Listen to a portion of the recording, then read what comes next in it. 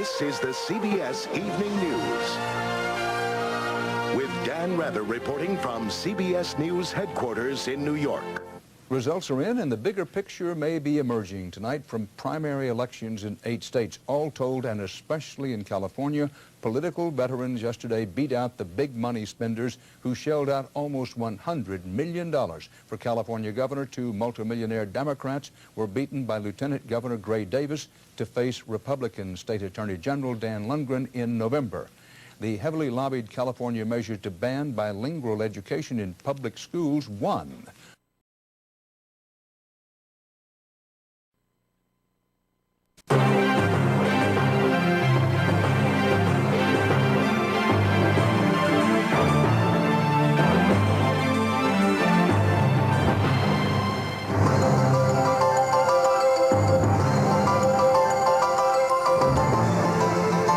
Welcome to the Week in Review, featuring comments and commentary and the people and the issues of the day. Welcome, everybody. Thanks for joining me. Joining me on my show today are Sharon Hardy Jimenez. Good to have you, media consultant. Good to have you. Thank you. Sherry Babetz Jeffy, a political analyst. Did a lot with the election that just went by. Good to have you, Sherry. Nice to be here. And Rabbi Gary Greenbaum, who's the director of the American Jewish Committee. Always good to be with you, Larry. It's a real pleasure.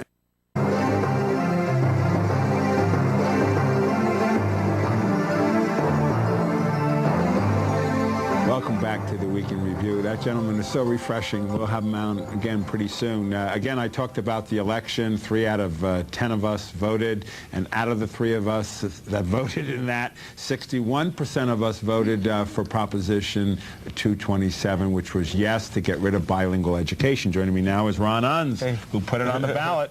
Now, listen, you're happy because you won, but there were kids who were on the street yesterday, and they weren't very happy. Why? I think they were more confused than anything else. In fact, for example, one of the students was quoted in the paper saying that when he came here as a teenager, it took him more than 1 year to learn English. And our initiative clearly says that children who are 10 and older would have a relatively easy time getting a waiver to be placed or kept in these programs. The children we're talking about should be taught English very children. And under our initiative, that will happen. All right, there's great resistance within the educational system. They are resisting it. There's already challenges going into the court process. When is this all going to settle and we're going to know what's going to happen? I think it may happen a lot sooner than most people think. I think we have a very good chance of winning the battle over the preliminary injunction, which would happen in the next few weeks. And I do believe, and you can quote me on this, that the vast majority of school districts in California will be implementing our initiative at the beginning of this upcoming school year in a couple of months. And when they implement it, what should a kid and what should a parent expect when their kid walks into the school in September? What they should expect is a lot more English than they're getting today.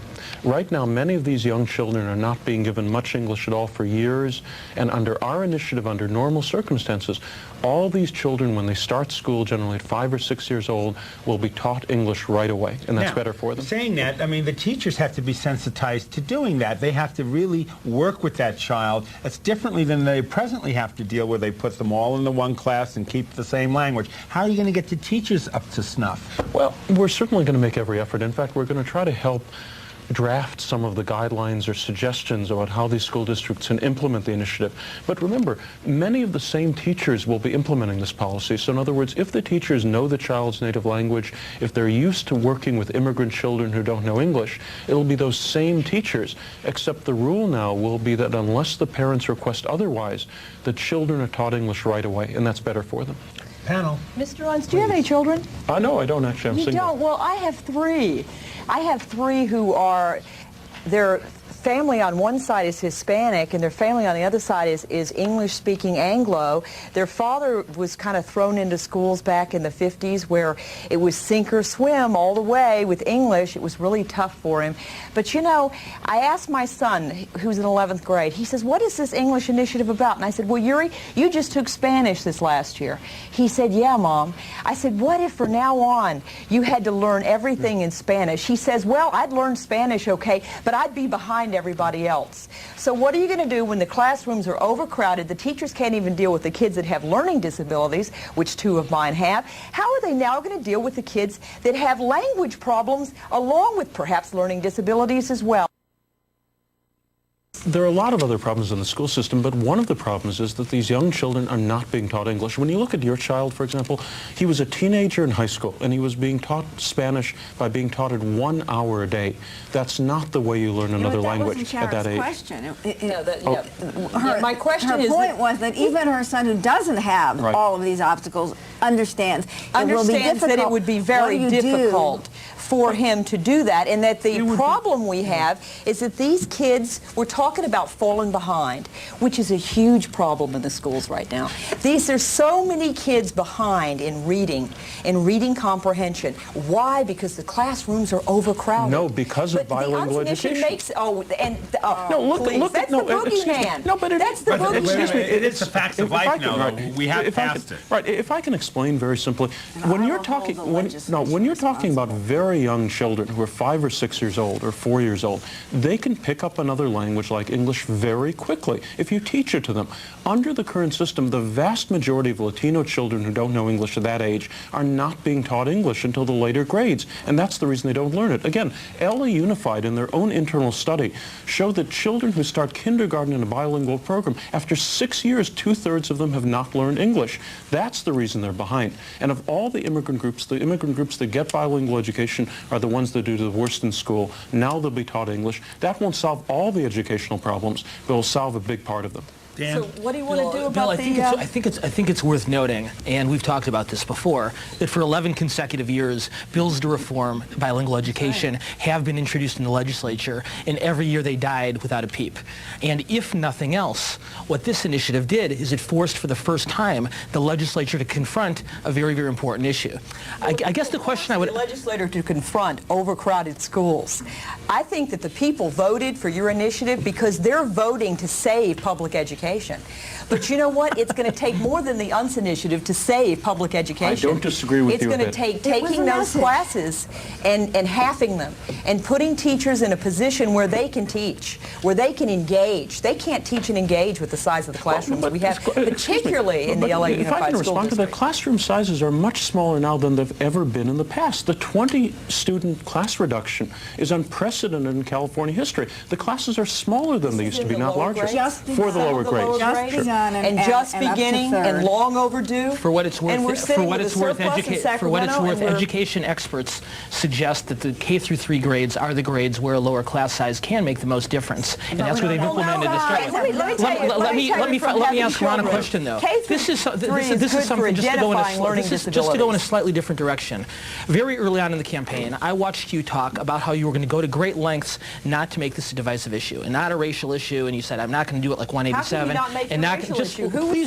I can finish a sentence or two, I'd be very grateful. Thank you. Not going to make it 187, not going to make it 209, and on and on and on. Now, you and I have disagreements about those initiatives, but inarguably, you went to great lengths to try to make this as inclusive an initiative as possible, to reach out to Hispanic and the Asian American communities. However, when the campaign came close to Election Day, the initiative was demonized by the opposition as being divisive, as being anti-Hispanic, as anti-Asian. My question is, have you learned because of the smear campaign against it? My question to you is do you feel like you've learned a lesson? Do you feel like you've learned a lesson that this is going to be a divisive kind of issue no matter what? Well, to respond to that, I don't know if there was really that much of a, quote, smear campaign against the initiative. And as of 2 weeks before the election, the LA Times poll showed that our lead among Latinos was 36 points. In other words, we were 36 points ahead among Latinos. Now, the exit poll showed that we lost among Latinos, but given the two polls, it's not clear whether we actually won or lost among Latinos. In fact, the exit poll numbers there's some mistakes in the exit polls, which we're trying to figure out. There's also too small a sample, really, to take serious almost any pre-election poll. So I would be very careful about the margin of error. But if I can respond to that, there were 11 straight statewide polls, which occurred over a period of a year, all of which showed us winning the Latino vote. Now, whether we won the Latino vote or not on Election Day isn't entirely clear. But again, 2 weeks out, we were 36 points ahead, and now, I think clearly we did very well among Latinos. We're going to take a break real soon, unfortunately. But where do you go from here now? What will you do, Ron Unz, now that the people, 61%, have voted? Do you monitor this, follow through? What happens to you in this moment? Well, we're certainly going to try to lend some assistance, some advice to to both the State Board of Education and local school districts who are trying to implement this initiative. Obviously, it's their responsibility to implement it, but we'll try to help in any way we can. And I think the most important thing was that we were able to take a program which had not worked in 30 years of effort to try to make it work, and finally been able to pull the plug on it. And I think that's a very important step forward. With a no solution. It's a no solution initiative. I disagree with you there. Okay, all right. Thank you very much. Thank you. Thank you very much for coming on the show. We will find out as Gary just said it.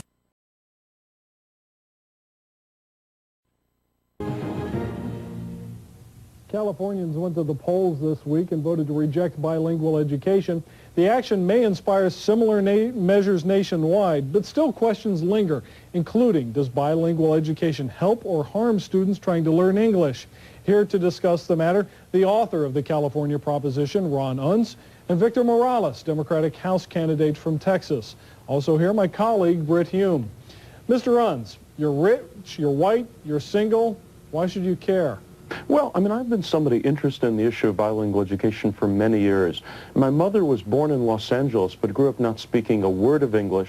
She learned English very quickly and easily as a young child, and I've never understood why children aren't taught English as soon as they start school.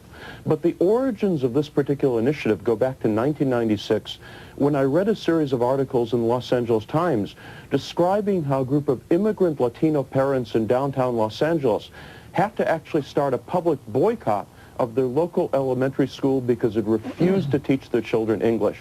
And when a system has reached the point where parents have to carry picket signs because schools refuse to teach English, I think it's gone off the deep end. And that started me checking into it, and I never realized how bad the system was and how much it needed really to be stopped. Mr. Morales, isn't it true that bilingual education sometimes does, in fact, stereotype Hispanic students?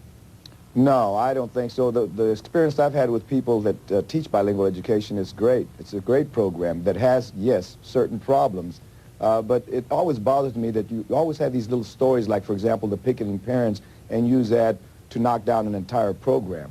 Sure, there are problems, but let's go after that. There's not enough bilingual teachers, for example. There are many school districts that don't throw their weight behind it as they should. And with all respect to Mr. Unz's mom, I mean, she's a great case, a wonderful example of someone who's able to do that, but that doesn't speak for everyone. Mr. Morales, did you have a bilingual education? No, I didn't. I grew up in an Anglo-American neighborhood. And my parents spoke a lot of what we call Tex-Mex, you know, half English and half Spanish. How would you say, sir, that you came to know the language that you now speak so well? Well, I had parents, for example, who spoke both all the way growing up. And then I was in an area, again, that I didn't have a Spanish kids there. So you were totally immersed, so to speak. No, I had at home also I had Spanish, so all the time I had both. And I'm very glad, you know, it always amazes me here in the country we're still going back and forth on this. I have students from Europe who come over as exchange students, and they speak 3 languages, and we're still fighting about 2. Well, Mr. Morales, you've said that you don't think that, you think the bilingual education always works, but you also say there are problems. No, not always. No, sir. No, sir, not always. What are the problems? There are problems. Again, one of them I referred to earlier was that many districts don't have enough bilingual teachers. I mean, DISD here in Texas, for example, is short about 600. So to say that it's failing because a certain number of students are not learning, well, you need to look deeper into that. Is the program supported in the district? Are there enough teachers? And you can always find examples no matter what you're talking about. So spend more money. Well, no, that's just one example. Of course, there are many districts where money does need to be spent, but that's not the only answer. Well, but again, this is a very complex problem, and to think, okay, here's a story, an example of these picketing parents that didn't work. Well, we've already been down the road where English only didn't work.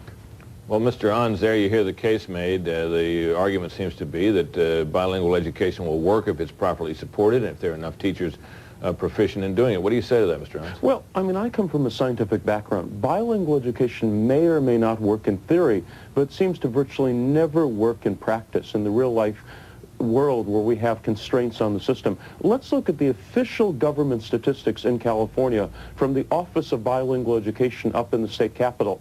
Each year in California, 1/4 of all the children in California public schools don't know English. And of the ones who start a school year not knowing English, only about 5 or 6% learn English. In other words, 95% of the children who start a given school year in California not knowing English at the beginning of that school year have not learned English by the end of the school year. And I think any system with a 95% failure rate after 30 years of trying to make it work should not be continued. Well, now, so you've now succeeded in California with this initiative. Where do you go next, Mr. Huntz? Anywhere? Well, I mean, I think half of all the bilingual programs in the country are in California. I think we've ended them largely in the last few days.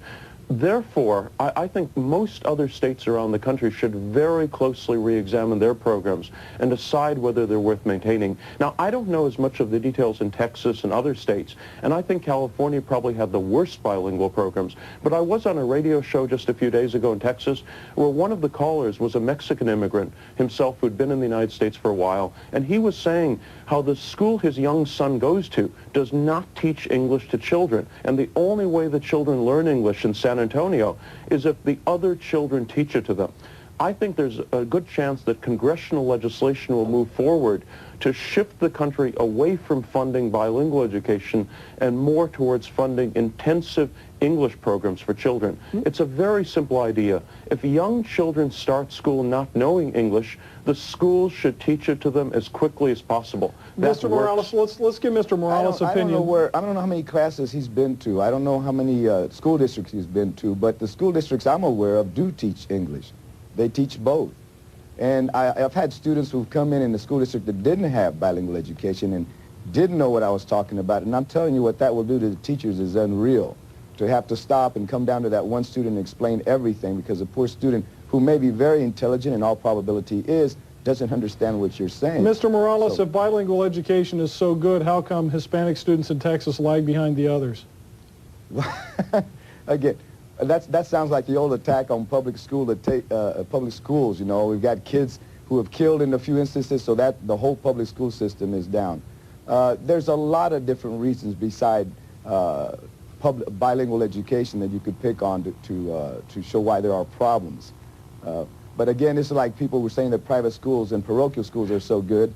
You could find many problems with those too if you wanted to look. Statistics, we can all play with those.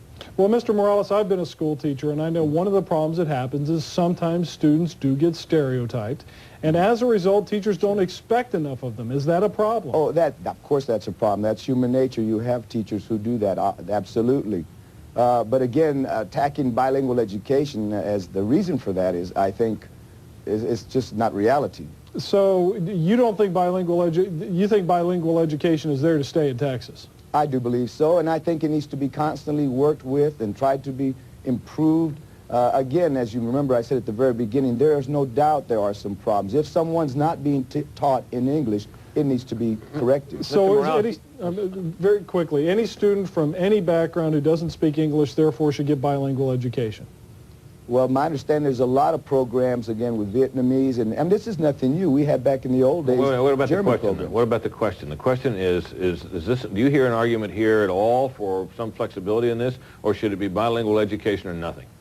No. If the student doesn't need bilingual education, he shouldn't be in there. Well, no, I'm talking about people who don't yet speak English, obviously, sir. I mean, are you saying that there should be no opportunity for a total immersion learning of English in Texas's schools? I think it's a mistake putting everybody in 1 year and then out. Mr. Hans, you want to answer that? Well, let's look at California. There are children who enter the public schools speaking 140 different languages. The only group of immigrant children that receive large quantities of bilingual instruction are Latino immigrant children who speak Spanish. And of all the immigrant groups, they do the worst in school, with the highest dropout rates and the lowest test scores and the lowest rate of admissions to college. If bilingual education is a beneficial program, why is it that the immigrant group that gets the most of it does the worst in school? Mr. Morales? Well, obviously, you should know why it gets the most of it. 80% of the students are Hispanic. The numbers are there. Second of all, look at the dropout rate before bilingual education. Wait a minute. Say that again? I said, why are there more programs for Hispanics? Well, there's 80% of those kids are Hispanic in LA. No. That's not the point. The point he made was that the Hispanics get the most bilingual education and do the worst. How do you account for that? They're doing much better than they did when they were in English immersion only. Do you know that for a fact? Yes.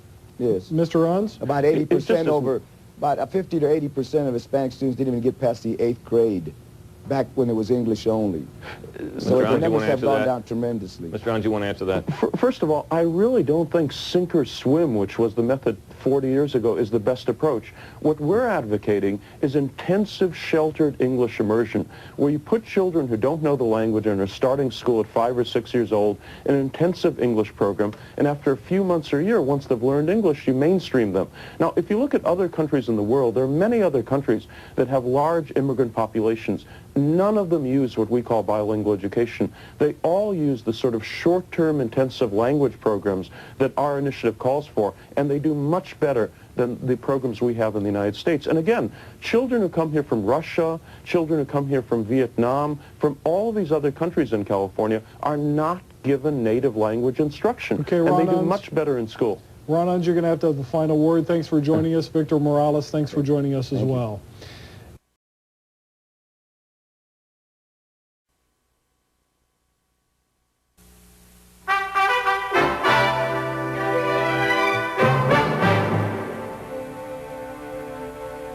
Finally tonight, essayist Richard Rodriguez of the Pacific News Service on Speaking American. Here in California, the largest immigrant state in the Union, the largest Hispanic state, we have been arguing lately about English.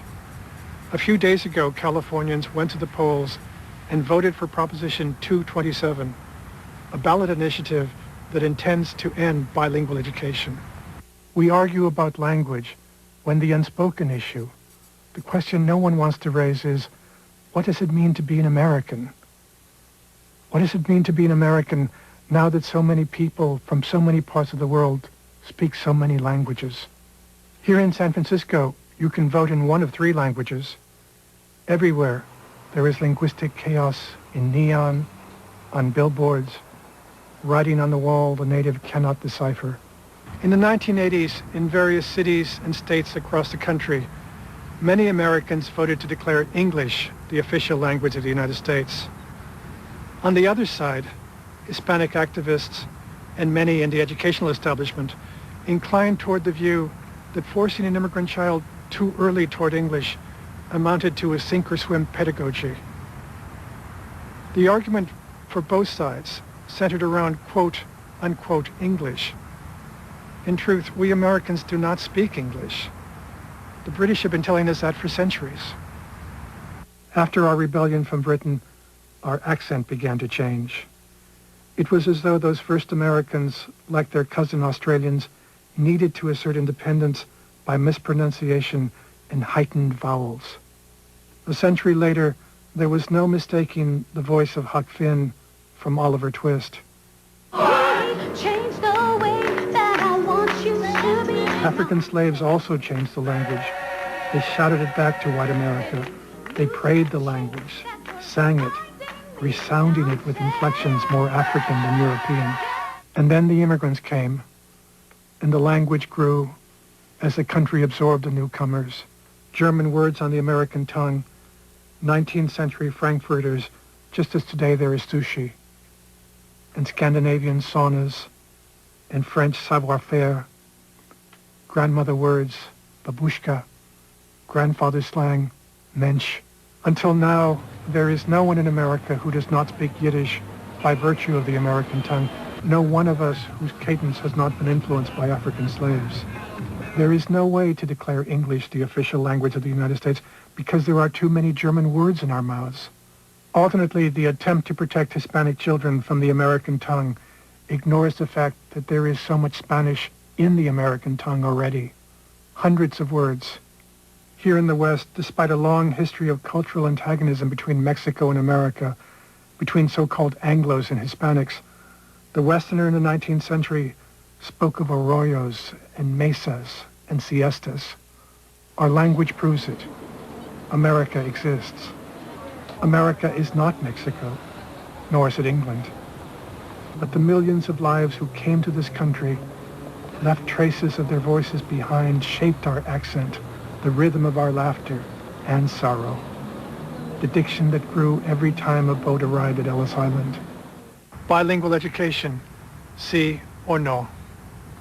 For me, it is more important to take my place proudly in a line with Lithuanian grandmothers and Vietnamese grandfathers to say with Walt Whitman, I speak American. I'm Richard Rodriguez.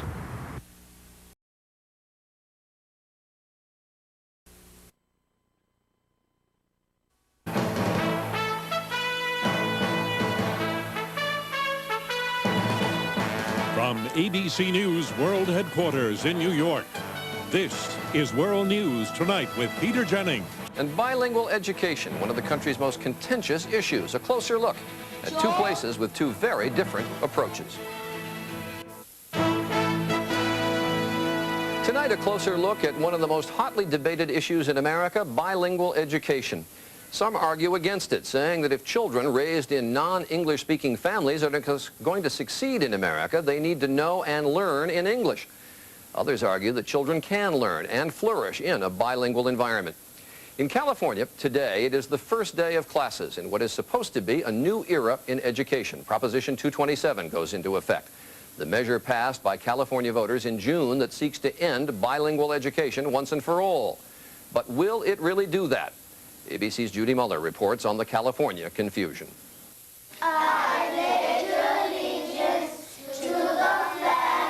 These children are among the first in California to get a taste of Proposition 227. In the words of the law, nearly all instruction must now be in English. Can everybody say bathtub? Bathtub. But what does nearly all mean exactly? Our understanding at the meetings that we've had is that you can have a very broad interpretation of that. It could be 51%, you know, really kind of pushing it. I think it would be 90% or a lot more than that. Nearly all means nearly all. Buenos dias, niños. Previously, children were instructed in their native language and gradually transitioned into English. Now they are immediately placed in an English immersion class. But there is a legal loophole. After 30 days, parents can sign a waiver requesting their child be moved to a bilingual program. At Walnut Park Elementary in East LA, the faculty's confusion is typical. If they do sign the waiver and they do choose for that bilingual program, will it look just like what we have now, or will it be something different? It will still be in the same kind of program, let's say, that we're running right now. Yeah. Backers of Prop 227 worry that too many waivers from parents will result in bilingual education as it used to be in schools from San Diego to San Francisco. Educators say the 30-day waiver creates a scheduling nightmare because teachers and classes may have to be reshuffled after the first month of school. It's kind of like being a semi with a flat tire. We're rolling down the road. We started July 1. We're expected to change the tire en route. Like many schools, Walnut Park may be stuck with brand new bilingual textbooks ordered before the initiative was passed. So how much are you out in terms of money? Over $100,000 was the initial order, English and Spanish. Will they take them back? Extremely doubtful. Many educators opposed Prop 227, arguing that a one-size-fits-all ballot initiative does not make for sound educational policy. Now that they must comply with the law, a lot of them are wondering who will police it. That's a very good question. We know it will be policed because we know the proponents of Proposition 227 are going to be on top of this at all times. Prop 227 has a provision allowing parents to sue any teacher who fails to follow the law. And we think that will put a lot of pressure on school officials to implement the law, as they really should anyway. How the children react to these changes remains to be seen. Clearly, the voters hope the transition to English will be swift. Judy Muller, ABC News, Los Angeles. Actually, there's a national movement to cut back bilingual education. A bill before Congress would set a limit of 3 years on the length of time a student could be enrolled in a bilingual program. This is CNN. Good evening, I'm Jim Moray in Los Angeles. And in Atlanta, I'm Joey Chen. This is The World Today. The 3-day forecast for 24 cities in the next 2 minutes. Also, how is California's new language law working as thousands of children return to the classroom? As thousands of children in Los Angeles head back to school this week, a new state law is making the return more stressful than usual for some of them.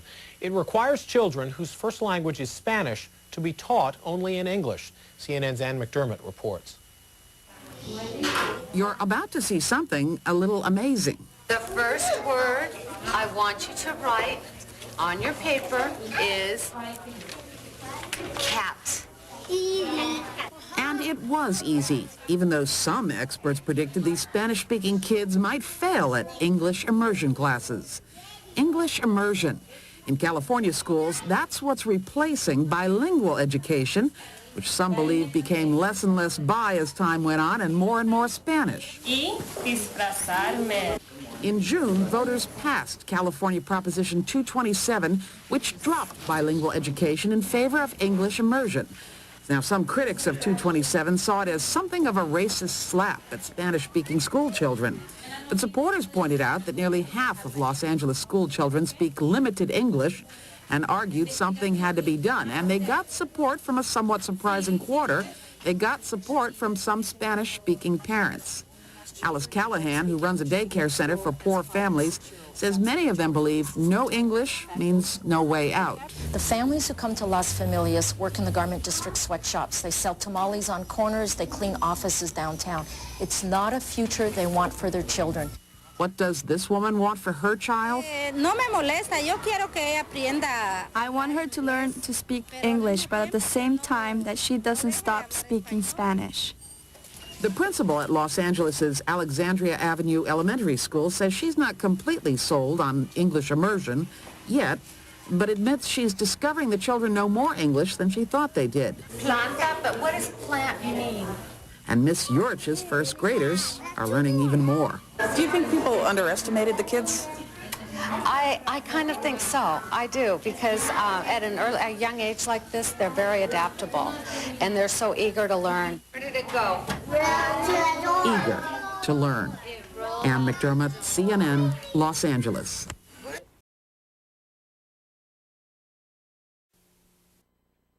Months after voters passed a ballot measure banning bilingual education, districts across the state are grappling with how to implement the controversial measure.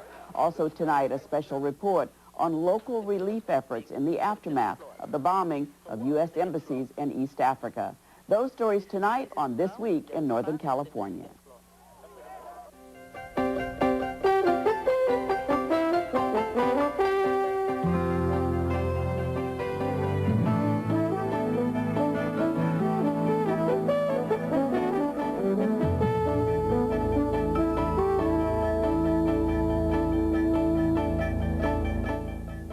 Good evening and welcome to This Week in Northern California. I'm Belva Davis. Joining me tonight for an analysis of some of this week's top stories in the Bay Area are four local reporters. They are Scott Schaefer, host for California Report; Tom Abate, high-tech reporter for the San Francisco Chronicle; William Carlson, reporter for the San Francisco Chronicle; and Laurie Artani, education writer for the San Jose Mercury News. Well, months after voters passed Proposition 227, which bans bilingual education, districts across the state are grappling with implementing the controversial measure.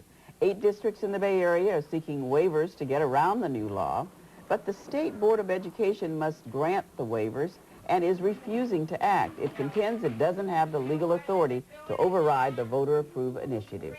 Laura Artani, what has happened why hasn't the board really been able to act? Well, once again, like many of these initiatives, we've ended up in court. And the board is waiting. They don't feel they have the authority to override the will of the people, so they're waiting for an appellate court decision that will tell them whether they can act and whether they can grant these waivers. But even if a judge does rule that they have the authority to grant the waivers, that's no guarantee that these school districts are going to get them. The education law is written such that it's easy to get waivers, but here is a case where you have a board that has not yet said how they will come out on this, but is very attuned to what the people have said. So the districts seem to feel that they have the proof that their programs work, but it'll be up to the board to determine if that proof is good enough. In the meantime, you've got districts in the rest. You've got other districts throughout the state that are implementing Proposition 227. The interesting thing is, though, they're doing it in many different ways. In Gilroy, for example, in Franklin-McKinley, which is a small district in San Jose, they're doing a 60% English and a 40% Spanish. Well, for some people, that's not their definition of overwhelmingly in English, but there is no, the board has given, the State Board of Education has given districts a lot of leeway in determining what overwhelmingly is. And so there's no real measure to determine whether or not a district's in violation or not. Lori, to what extent are election year politics playing in? You've got Delane Easton, who heads up the schools in California. She opposed Prop 227, and now her office has to implement it and can also grant waivers.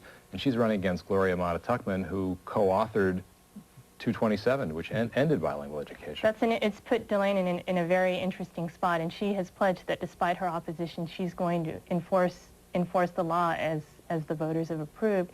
Gloria Amata-Tuckman has made that a big part of her campaign. She has said that that is one of the things that she's going to be watching, and that's one of the platforms that she's running on. The voters have spoken, and I'm going to ensure that the provisions of Proposition 227 are implemented. And she isn't sure if Delane Easton can be trusted given her opposition. Are most districts implementing 227? Yes, most districts are implementing 227, and the State Board of Education has also put some more strings on it, in that in order to get certain federal dollars, districts need to certify that they're complying with Proposition 227. How have parents come down? Have parents asked for waivers for their children to have bilingual programs, or are they going along with the immersion? Well, that's happening right now. As you recall, under the initiative, the first 30 days had to be in English, but if parents chose to have their child in a bilingual program, they could apply for a waiver. In districts all over the Bay Area, I think you're seeing, it depends largely on the district. Some districts, a lot of parents have stepped forward and said, we want our bilingual programs. There have been some interesting things happening, though, in that a lot of districts were holding informational meetings about the waiver process. And so Ron Enns has been a little suspicious about exactly what they were telling their parents about getting waivers. Is California a laboratory test in this? I mean, what's happening in the rest of the nation, in Texas and other states with high immigrant populations? Are they watching California, or do they have something like that? They are actually, one state is actually maybe emulating California, and that's Arizona. Ron Enns has been down there. They're interested in crafting an initiative similar to Proposition 227. An interesting thing, though, is in Florida. Florida is going completely the opposite way. Several districts in that state have said that they value bilingual education and they want children to be able to speak two languages, and so they're putting more money into bilingual education. Teaching Anglo kids, in other words, to speak Spanish? And Texas tried to hire some of our bilingual teachers, I think, didn't they? That's right. They sure did. What are teachers saying? How difficult is this for teachers? They still have the students that were going to come there anyway, whether we had this law or not, many of whom cannot speak English. So how are they responding to this challenge? Well, teachers, they've had a lot of in-service training to help get them ready for this change. A lot of programs, teachers used a little of English and a little of Spanish, so it's not that dramatic of a change for them. In some districts, though, where teachers have used nothing but Spanish, it's been a little bit of a shell shock for them. They're just not used to teaching in English. Does anyone know how the kids have handled this or felt? I think the kids are kids. They somehow have managed to scrape by. I think those kids that are in need of help or have difficulty with the language they're able to get the help that they need from the teachers. Is there some sort of measurement going to come? I mean, how are we going to know how this is working? That is a very good question. That is a very good question. Come back in 10 years and we'll give you the answer to that question. Right. But is there a formal program of assessment? Well, the STAR test is a way of assessing whether or not students are learning English, and then that'll continue, and we'll have standards in place. But that right now is the one measure that we have. But is it also of whether they'll learn mathematics and history and so forth? And is there a way to know whether long-term the kids who are immersed into English will end up being better history or math students? Well, it'll take a while, but we'll see. Districts have ways of determining whether or not kids are learning, and we'll have that. Thank you very much, Laurie. On bilingual education in California, Spencer Michaels reports. In California schools, the battle over bilingual education remains pitched, despite the passage last June of Proposition 227, which was designed to eliminate it. Proposition 227 establishes a program to intensively teach children to read and write English as soon as they begin school. More than 60% of California voters approved Prop 227. And you guys can all read the page together, and then we'll let each one of you read it. Okay? Half the nation's children who are not proficient in English live in California. Before the election, 500,000 of them were enrolled in bilingual ed, where Spanish is used to help teach. But the new law directs schools to place students with limited English proficiency into classes where English is the only language spoken, so-called English immersion. I am Luffy. Silicon Valley businessman Ron Unz, who authored the measure because he alleged bilingual was a failure, now says many schools are not complying with the new law. The vast majority really seem to either be trying to avoid the initiative or get around it, or really just try to keep the status quo as if the initiative had never passed. Although no statewide figures are available, many districts admit they have not eliminated bilingual classes. In Redwood City, south of San Francisco, the school district reports that 80% of Spanish-speaking children are still enrolled in bilingual. At Hoover School, the parents of these children have requested waivers that exempt them from the English-only classrooms. And almost all those waivers have been granted, allowing the bilingual classes to continue. Esperanza Magana decided to use the waiver to keep her 9-year-old boy in a bilingual class. I decided to keep my boy in a Spanish class still because it's kind of confusing for them to just change him from one day to another to English class.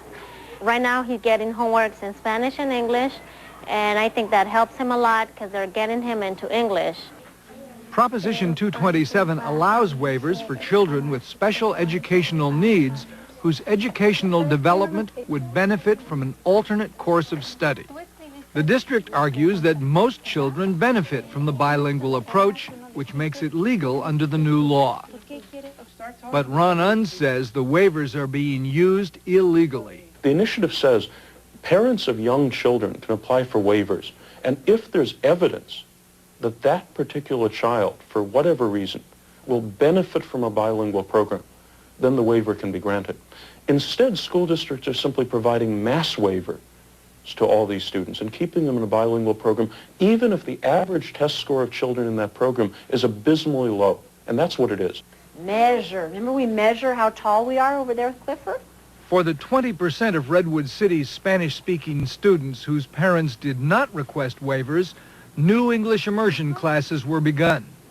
Genoveva Casavas, mother of a kindergartner, opted out of bilingual. I want to learn perfect English, the same as Spanish, because I can teach her Spanish. Well, what was wrong with the bilingual classes? Why didn't you want her in there? Because bilingual classes, they gonna give more Spanish than English, and I want more English for her than Spanish. Middle. This is the kind of class envisioned by Prop 227 sponsors, where English is used almost exclusively. Under the law, students will remain in these classes learning English for a year and then join the mainstream.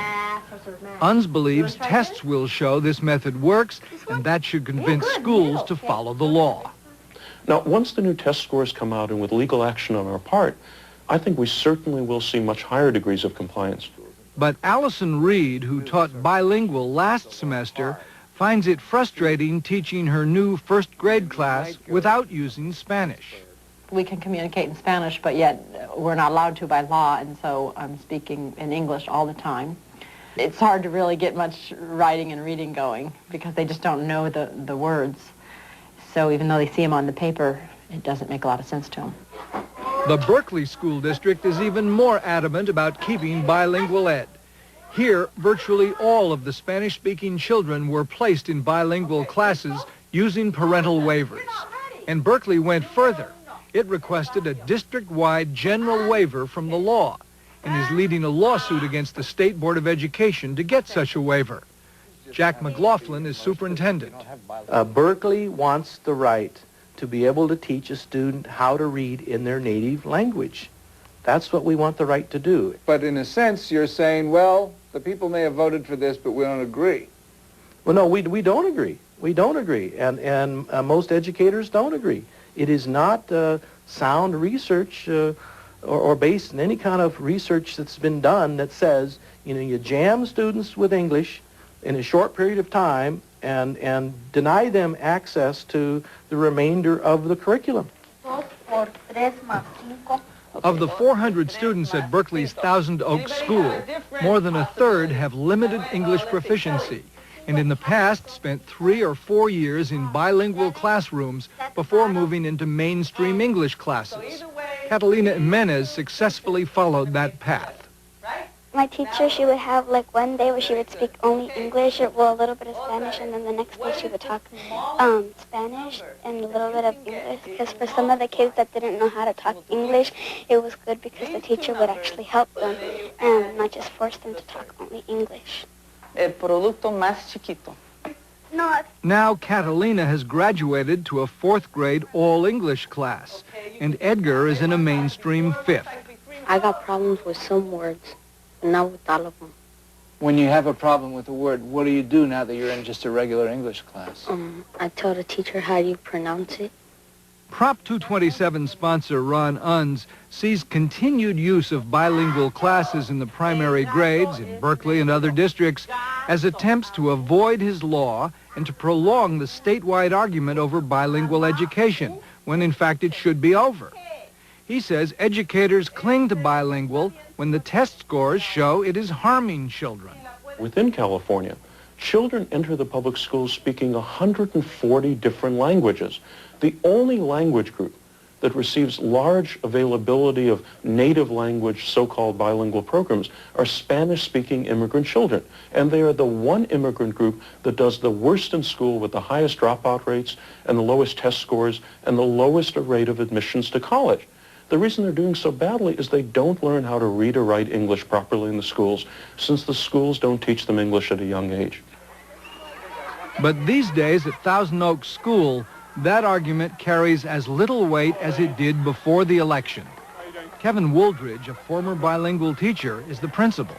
I think that's an oversimplified conclusion. I mean, you really have to look at the socioeconomic situation of each family, the education level of the parents, what the kids are exposed to, what kind of support they have, both in the community and in school. Typically, kids from lower socioeconomic backgrounds don't achieve to the extent of middle-class kids and upper middle-class kids. That cycle of underachievement is not language-specific. While the education arguments didn't end with the vote, neither did the political and legal. San Francisco's school district is continuing all its bilingual programs, claiming it needs to in order to comply with a federal court order that supersedes Prop 227. The court directed the schools to provide equal education to students who don't speak English and accepted bilingual education as a way to achieve that. By contrast, officials in Los Angeles, the state's largest district, say they are committed to compliance. At present, only about 10% of parents have requested waivers, and so the number of students in bilingual education has been reduced by 90%. Superintendent of Schools Ruben Zacharias says the district must follow the new law, though his own feelings about bilingual's effectiveness are mixed. We should and will follow the law, and Proposition 227, good or bad, is the current law. My issue with bilingual education was not the methodology, but the fact that, in my mind, it was taking too long to effect that transition from the child's primary language to English acquisition. In this district, it was taking sometimes 5 to 6 and even longer years to do that. Many students in Los Angeles English immersion classes still receive some help in Spanish. The large number of waivers granted by other districts throughout the state has prompted Ron Unz to threaten suit. What these administrators and elected officials should realize is that to the extent that they violate the law, they can be sued and held personally liable by the parents of children whose education is being harmed. Advisors to newly elected California Governor Gray Davis are debating the best way to deal with Prop 227 and bilingual education. And Ron Unz is working to get a similar measure on the ballot in Arizona. Point to the word then.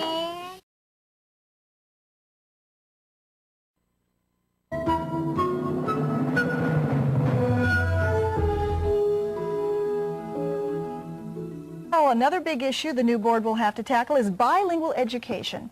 The LA County Grand Jury released a report yesterday accusing the district of violating Proposition 227. Prop 227, as you recall, bans bilingual education in public schools. The report warned that the LAUSD is risking legal action by continuing to teach some children in Spanish and by encouraging parents to ask for waivers that allow children to stay in bilingual classes. Here now to help us sort out this report are Hector Villagra, who is an attorney specializing in education issues for MALDEF. That's the Mexican-American Legal Defense and Educational Fund.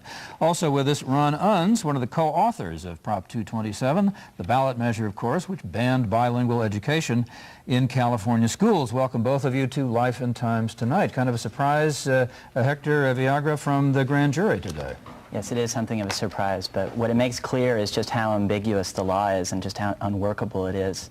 There's any number of interpretations that you can give to it, and the grand jury has given its interpretation. We just don't think it's an appropriate body to be telling school districts what to do. Here's the grand jury saying that the district is not implementing it enough. You have a lawsuit at MALDEF against the district for what you regard as excessive implementation, if that's an appropriate term. Well, for the fact that it is implementing a law which we believe is illegal. Yeah. Ron, I assume that you agree with the grand jury's basic message, which is the spirit or the will of the voters is being violated because of taking advantage of loopholes or abusing loopholes. It's not so much loopholes, it's really direct violation. First of all, our initiative has now been upheld by 4 federal judges, including 2 members of the Ninth Circuit Court of Appeals. It is the law of the land in Los Angeles and in California, and it should be enforced. And how is it being violated? Well, it's very simple. Just in fact, one school I'm just using an example is a school in my own neighborhood where I grew up, which is North Hollywood. In that school, Fair Avenue Elementary, the classes are still being taught predominantly in Spanish. Now, the initiative allows parents who want to place or keep their children in a bilingual program to apply for a waiver to do so. The waiver provision is part of the initiative. But I'm not talking here about parents who have applied for waivers. I'm talking about parents whose children are in English immersion classes. The initiative says English immersion classes have to be nearly all in English. And Fair Avenue has them primarily in Spanish. How can that be? Why is that? It's illegal. That's the point. But my understanding is that there's this option called Model B, which in fact does allow Spanish to be used as a kind of safety net by bilingual teachers, even though the majority of the class is taught in English. Is this the ambiguity that you were talking about? Yes, it actually doesn't say nearly all. It says overwhelmingly in English, and that's one of the problems is who knows what overwhelmingly means. Let me interrupt you both and let our listeners, our viewers know this. The district has faxed a response to the grand jury's report on Prop 227, and it refers specifically to this Model B program, which allows teachers in some instances to use the student's native language. Here's what it says. The response says, Model B was designed to use the minimum amount of primary language instruction that the district in its judgment deems necessary to prevent English learners from incurring academic deficits. Is that clear? Well, I don't know about the district's interpretation, but the actual law itself says nearly all in English. And in the school I'm talking about, the reports I've received are that it's nearly all in Spanish with minimal use of English. I think that's an absolutely clear violation of the law. Where are you getting these reports? Well, from teachers and parents. I believe the grand jury drew their conclusions from interviews with teachers and visits to unspecified schools. But Mr. Villagra, you don't see this as a violation. You actually say that the classes that are being offered that use Spanish as a supportive mechanism are completely within the rights and the bounds of Proposition 227? Well, I'm unfortunately not here to defend what the school district is doing. Not when you have a lawsuit against you. Certainly not. But one of the things we do point out is that the statute does allow for some native language instruction to be used. The school board, the State Board of Education has issued regulations specifying how much native language instruction can be used, and that's what's being done. And I just don't know that the grand jury, lacking the expertise in this area, is the body that should be telling school districts what to do.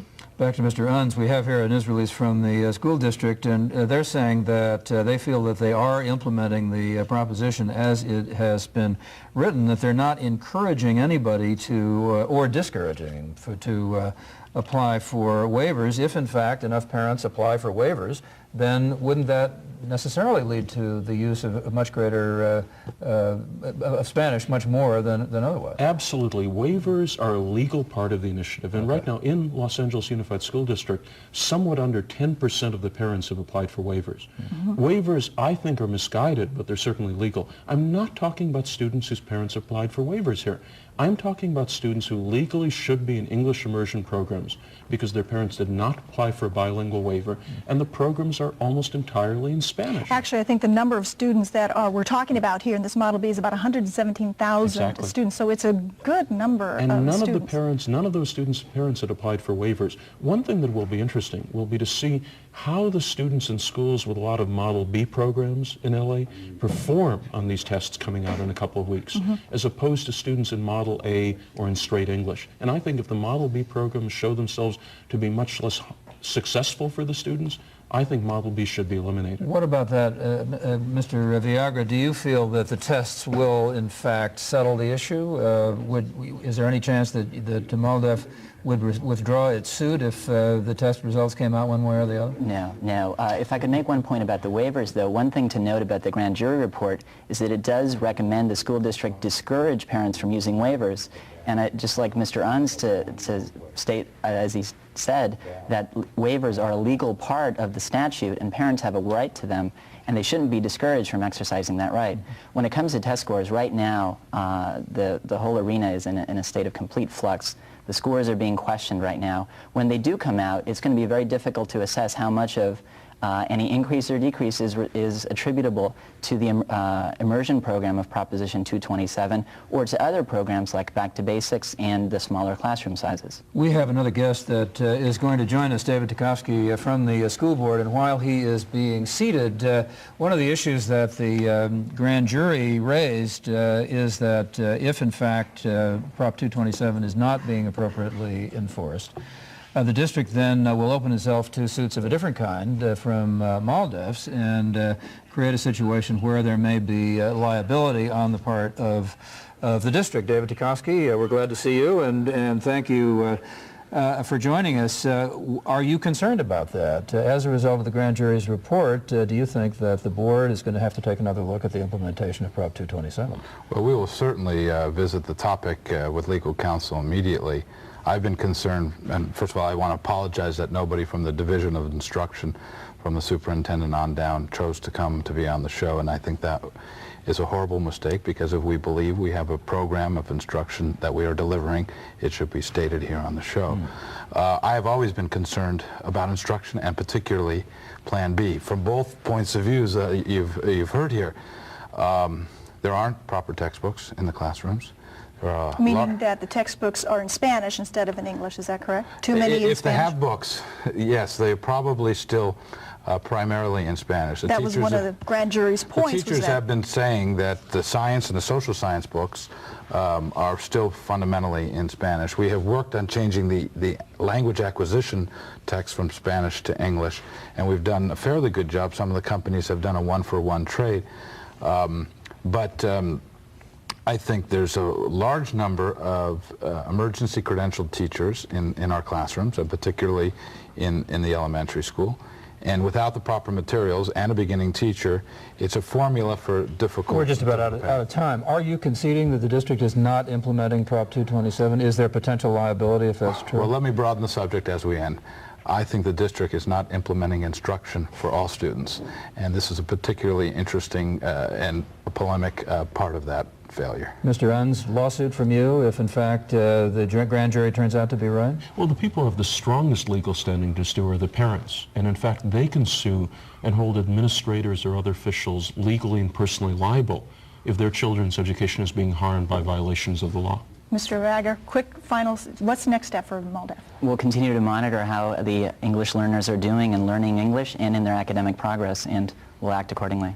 Gentlemen, thank you all very much for being with us. David Tchaikovsky, board member of the LA Unified School District, Ron Unz of English for the Children, Hector Viagra from MALDEF. Thank you all for being with us today.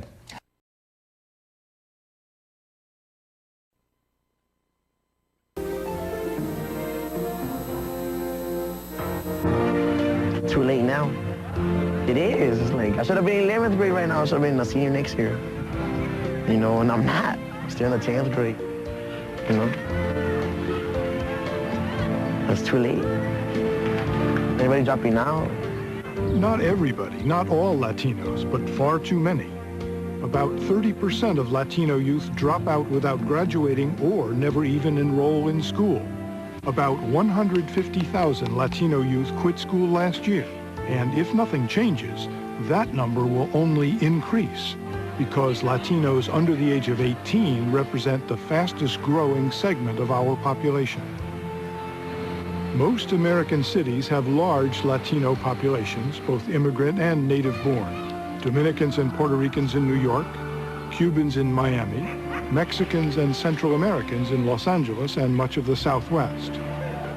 While dropout rates vary among these groups, the overall rate of 30% is higher than that of any other racial or ethnic group. By contrast, 9% of whites and 12% of blacks fail to finish high school. What explains this persistent and seemingly intractable failure rate among Latino youth? Who's to blame? Is there a simple explanation? Society is always asking the schools to solve its problems, including this one. Most educators seem willing to search for solutions, but whether schools alone can solve the problem is doubtful. The Merrill Report. Lost in Translation, Latinos, Schools, and Society is brought to you by the people of Toyota.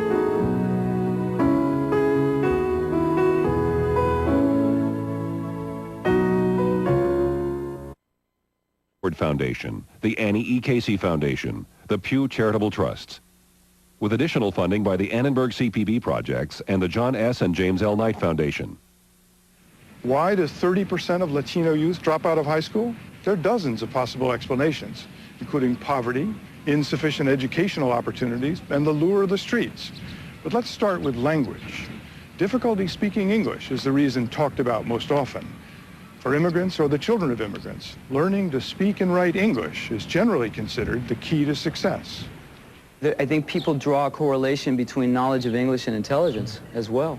So if a kid doesn't speak English very well, he must not be very intelligent.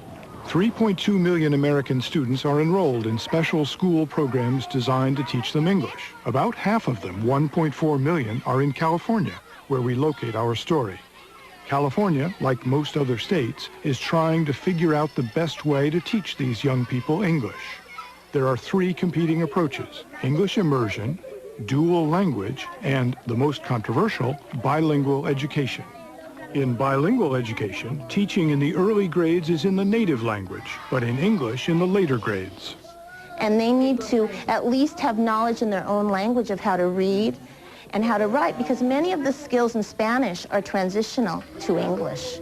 In the method known as English immersion, all teaching is in English from the beginning. It is really a very simple process in teaching English.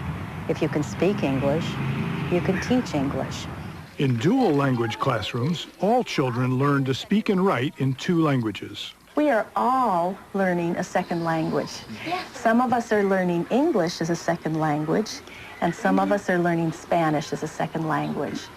In 1976, California passed a law requiring bilingual education. In this approach, students are first taught in their primary language and moved gradually over 3 or 4 years into English. The goal is English fluency. In this kindergarten class at Woodlawn Elementary School in Bell, California, at least 90% of the day is in Spanish. Está bien, ¿verdad? Es un libro bien bonito. ¿Qué ven aquí? ¿Qué es esto, el bebé? Un potrillo, ¿verdad? Dígame potrillo. Este es un gallo. En inglés decimos rooster, ¿verdad? Bilingual classes work, children do learn, and they do become fluent in English. And that's the goal of the bilingual program, is for children to become fluent in English. Mary Jennison co-teaches with Carmen Ibanez. As with most kindergartners, these 5- and 6-year-olds learn the basics, the alphabet, how to count, and how to write their names. Lourdes. Oh, mira, una S. ¿Es la mayúscula o la minúscula? La minúscula. She's doing S words and finding the S in the children's names, because one way children learn how to read, especially when they're beginning, is finding letters in their names. ¿Cuántas hay S en la palabra Julián? ¿Cuántas es? Cero. Vamos a poner cero. Kimberly, tu nombre es cero. Vamos a poner cero. Oh, mira, Lourdes, ¿cuántas? ¿Cuántas? Una. Vamos a poner una. About 10% of the day is spent doing English as a second language, which is commonly abbreviated ESL. Whatever literature I'm doing in Spanish, I try to find something in English that relates so that I can teach an ESL lesson in my classroom as well that will go with the literature. At Woodlawn, playtime is also learning time. These kindergartners have a supervised period in which they jump rope and play games in English. Now help me say the rhyme. Here we go. Hippity, help me hippity, hop. How many times before I stop? Good. Okay, Andrea. One. Try again, Andrea. One more time, Andrea. Count. Everybody help me count. One. And many these children come from homes where no one speaks English. All they know is what jump is in Spanish or what run is in Spanish. Wow, David, go! Jump! Oh, good job! And they're going to become fluent English speakers. But they need to start out where they are now, because they don't have someone at home to help them speak English. And they need to at least have knowledge in their own language of how to read and how to write, because many of the skills in Spanish are transitional to English. By second grade, about half of the instruction is in English. For example, Maria Dolores Solares teaches math in both languages. How would we say the second? $2.96. What is the first thing we do when we have a problem?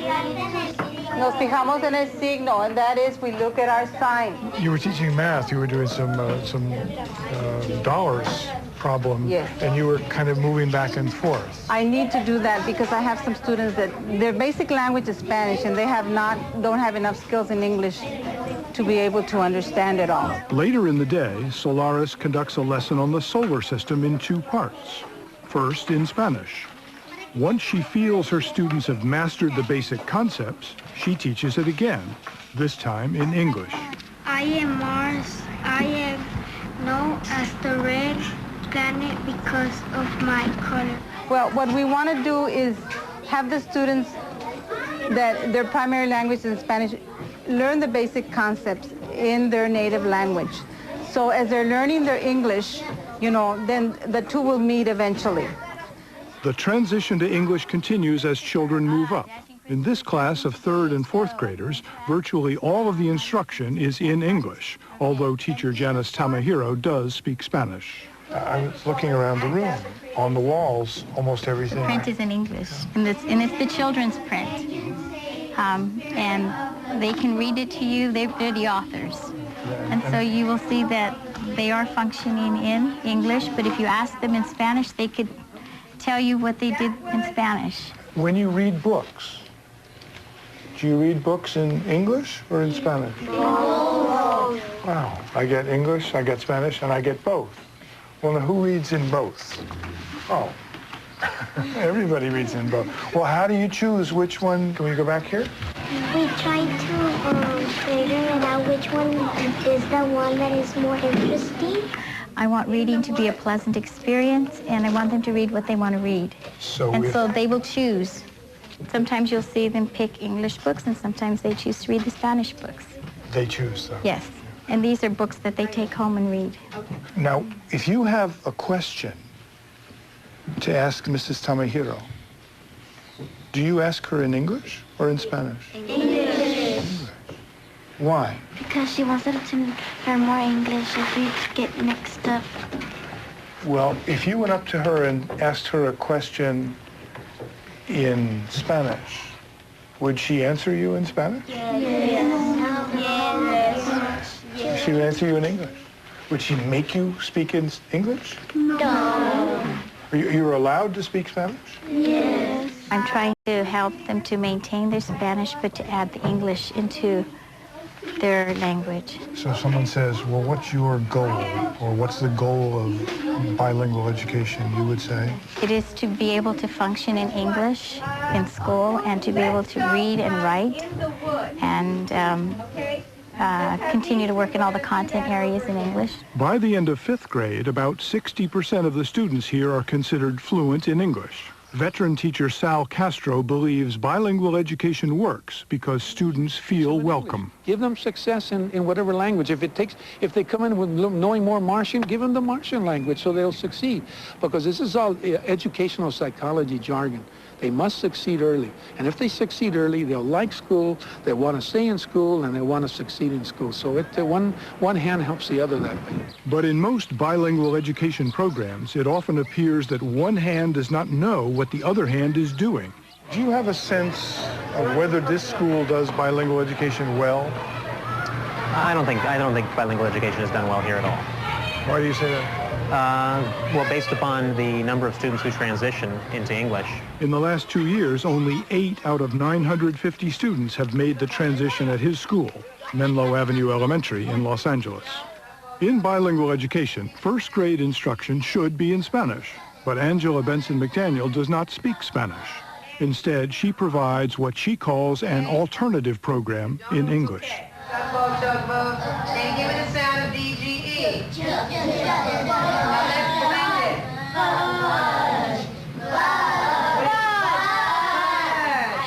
I can't do a program that I don't believe in. I couldn't offer that to my children and give them something that I'm supposed to do, but I couldn't feel strong about. Los esfuerzos eran boicotería, Huelga.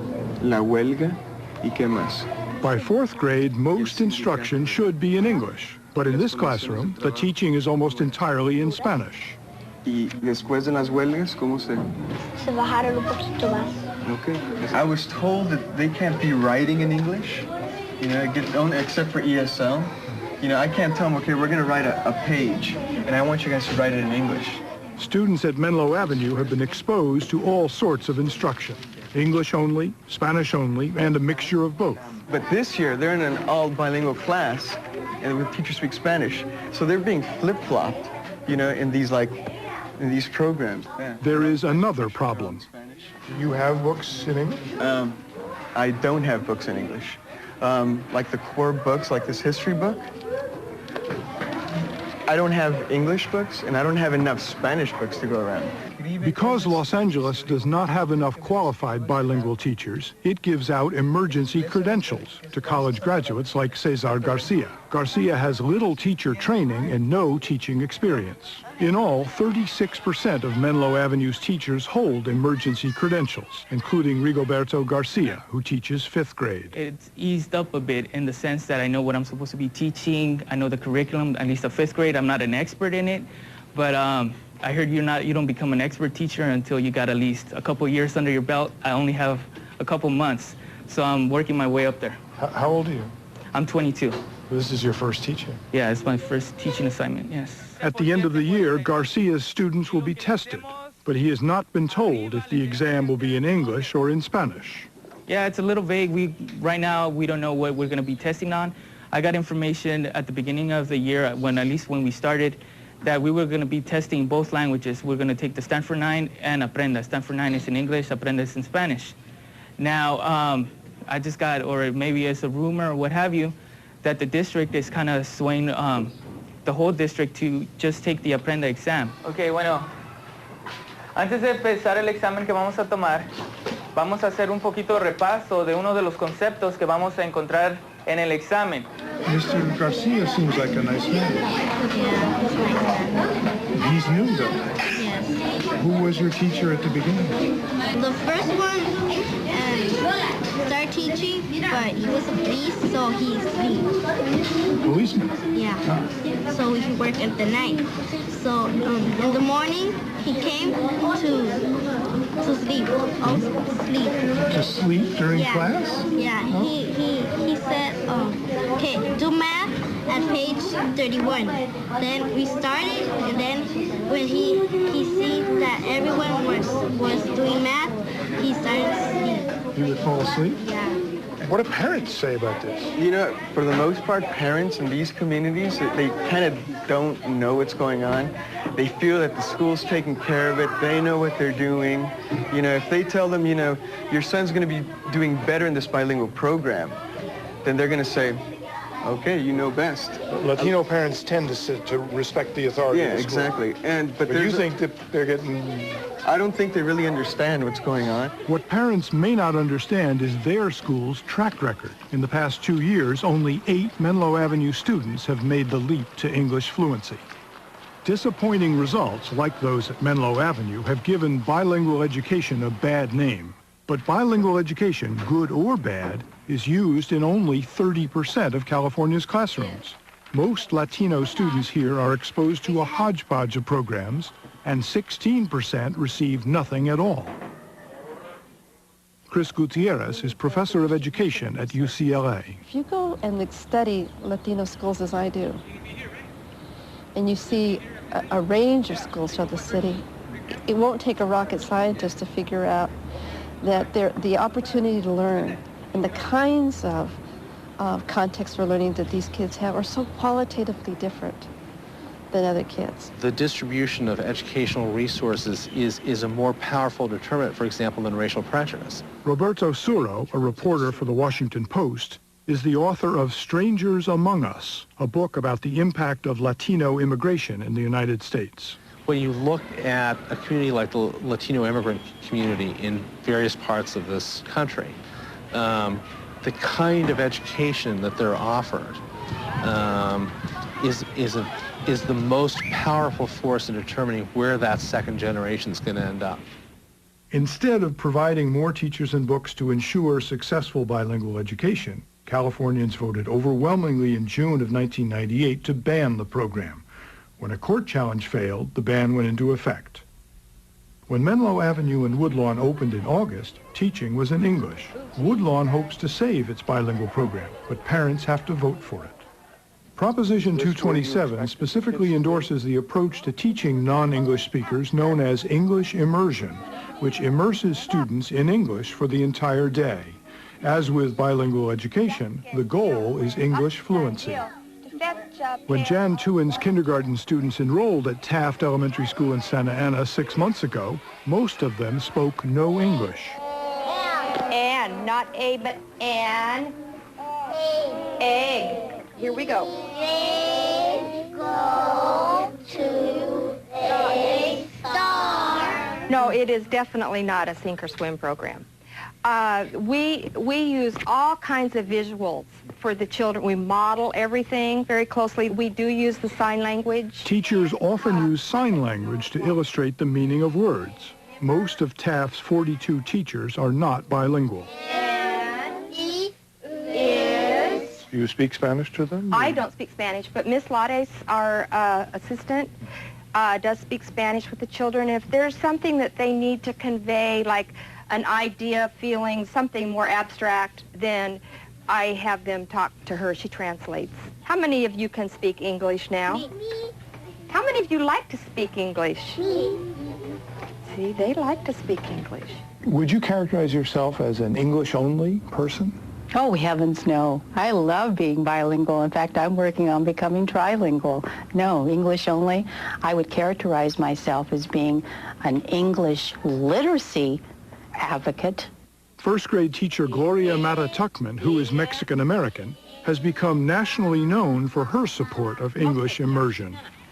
English immersion, sheltered English immersion, is nothing new that has been created. I mean, it's been around for generations and generations, decades and decades. And it is really a very simple process in teaching English. If you can speak English, you can teach English. Okay, just a minute. Do you see? Show me where the tin box is. And what does it say on the tin box right here? Go fish. What do you think is inside that box? Fish. What did he do? He ate the fish. He ate the fish. You're widely recognized as an opponent of bilingual education.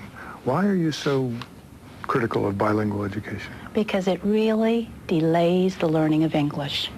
That's it in a nutshell. It does not teach English. Teacher. In second grade, emphasis on speaking and learning to read in English intensifies. At our school, we have them divided into 3 groups for English immersion. I have the beginning level. Just a second, Jesus. The next page, are you ready? Here we go.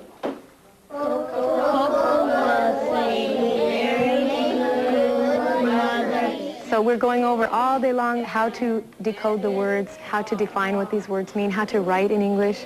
And they've come a long, long ways. Let's see if you can remember, what is the sign for cat? If you remember it from yesterday, show me the sign language sign for cat. She tickled him. Who can tell me? What does tickled mean? Who could show me? Yolanda, show me what tickling would be. Do you use your hands when you tickle? Okay. And when you tickle someone, what do they do? If you tickle someone, what do? They giggle. They giggle. Most of the students in Nancy Morosi's class have either transferred from a bilingual education program at another school or recently arrived in the United States. Do your parents like you to speak English? Yeah. Yes. Mine does. Tell me. Mine does. Why?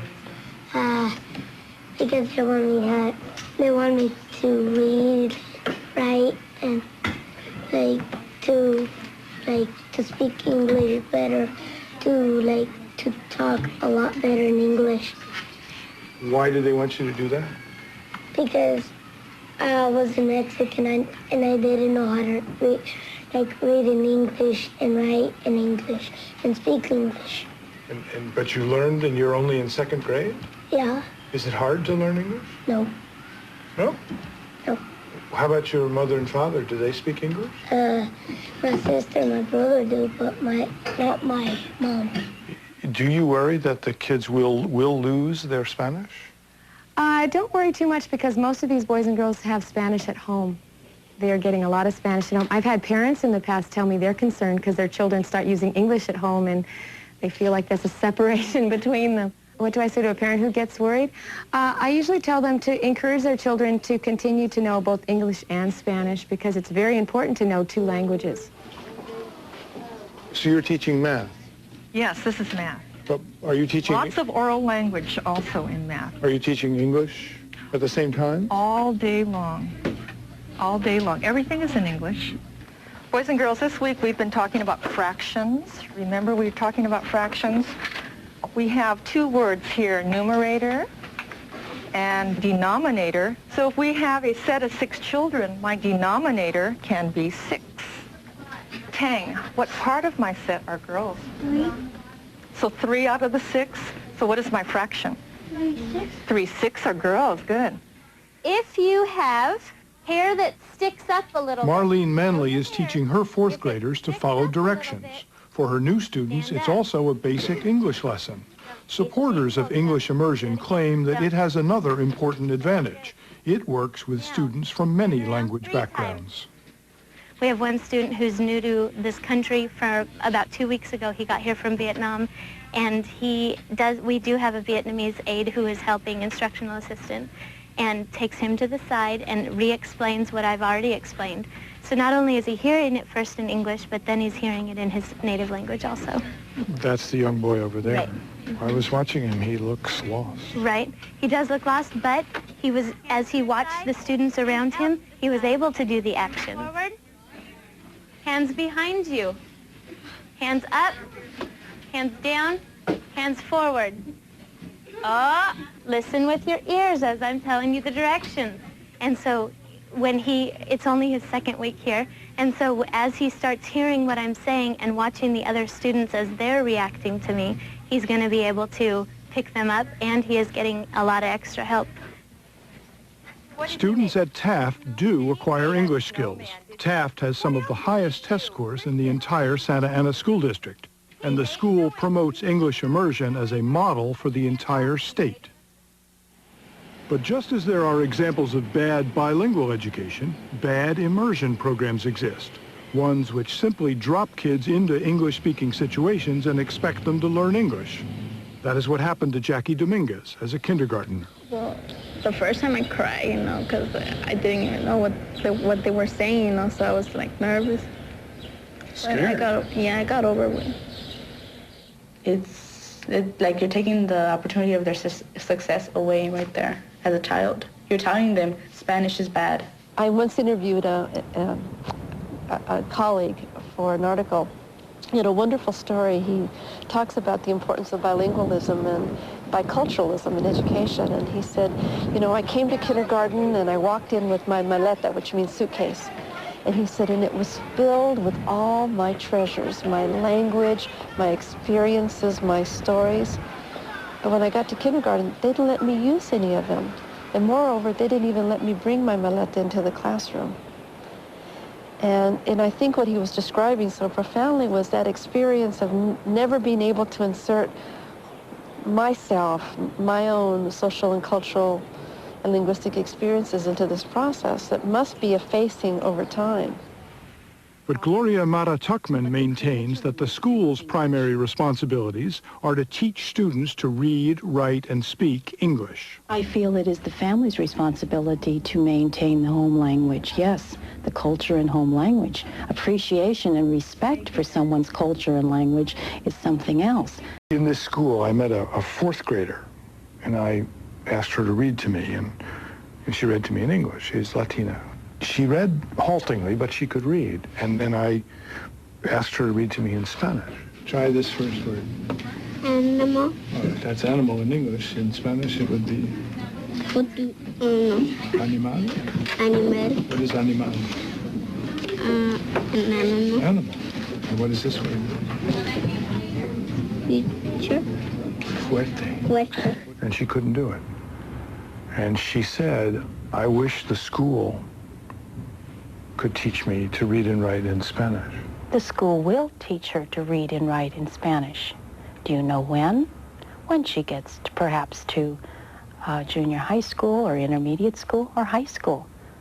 I mean, what is stopping anyone from taking language classes at that point, whether it be Spanish, whether it be German, whether it be French, or whatever the language? Why wait until high school or wait until college to take Spanish 1 and Spanish 2? They've learned more than I can learn in Spanish 1, 2, and 3, and they're just in first and second grade. Paula Mahan uses an approach called dual language. What separates dual language from bilingual education and English immersion is the insistence that English alone is not enough. Speaking and writing in 2 languages is the goal. Mahan created the dual language program here at Grandview Elementary School in Los Angeles. Mahan teaches this science lesson to native Spanish and English speakers entirely in Spanish. About 70% of her day is spent using Spanish. Ya yo quiero que ustedes pueden pensar. Piensen ustedes. La zanahoria. ¿Y también? La zanahoria va a subir. La raíz. Ay, el raíz va a subir. El agua. ¿Y qué va a pasar? Marcela? ¿Qué? Puntitas de color? Uh-huh. We are all learning a second language. Some of us are learning English as a second language, and some of us are learning Spanish as a second language. Now, this is the first English I've heard you speaking. That's right. In fact, I'm very uncomfortable speaking English in front of my class this way. When we have our English time, what is it we do? But you tell me you touch the button and we change into English, and I didn't touch the button and change into English. Porque cuando un raíz está creciendo en un jardín o en la tierra. Muy bien.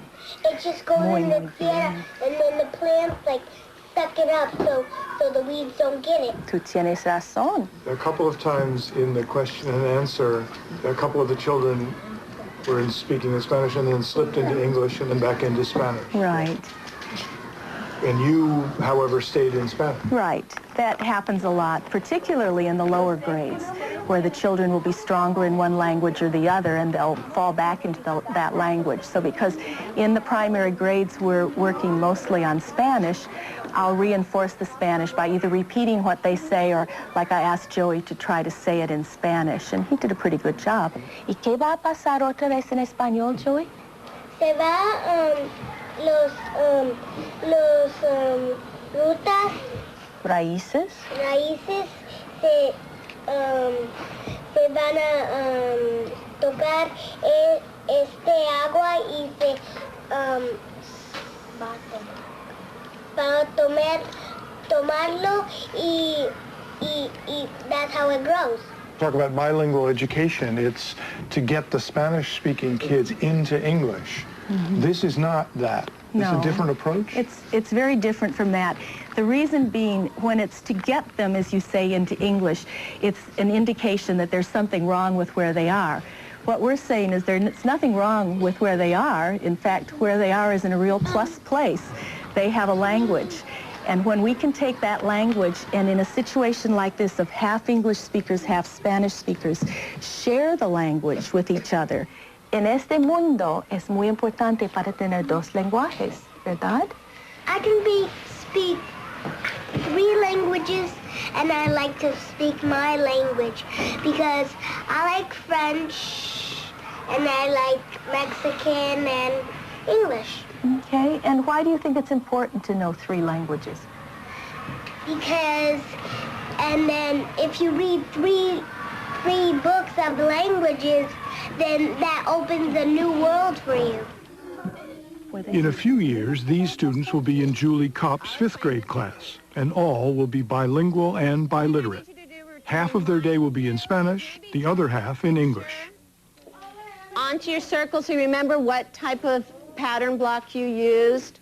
No, you have to divide it by 360. Dual language students do better on tests than students in bilingual education and English immersion. And Proposition 227 allows programs like this one at Grandview if most parents vote in favor.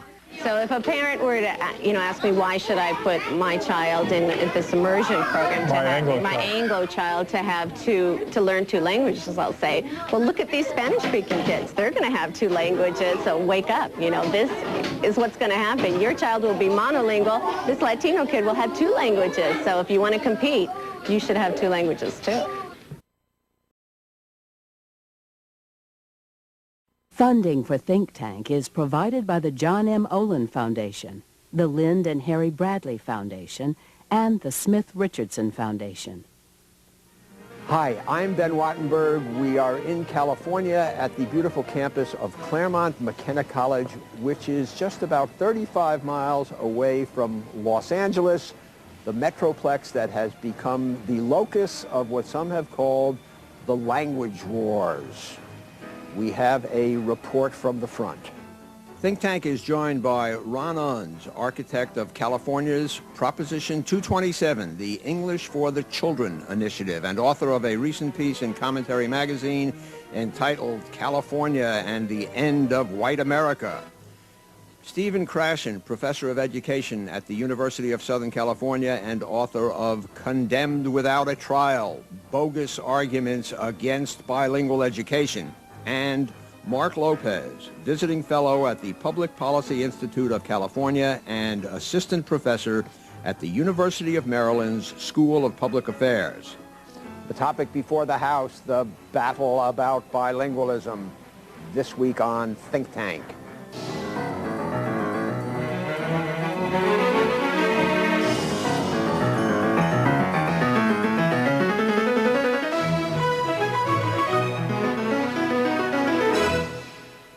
Teachers, parents, and government officials in America have long struggled with how to teach English to non-English speaking children. In recent decades, California has been at the center of the argument. Latinos currently make up about 30% of California's population, projected to grow to plurality status in the decades to come. How public schools can best serve a growing number of Spanish-speaking children is on the national front burner as well. In some places, even the idea of bilingual education is controversial. It should not be. Today, I want to spotlight the dual language approach, which is also sometimes referred to as two-way bilingual or dual immersion. The latest turn in California's struggle to get it right occurred in 1998 when voters solidly passed Proposition 227, which dismantled the state's bilingual education system. Peter Skerry, author of Mexican Americans, the Ambivalent Minority, has thought about it.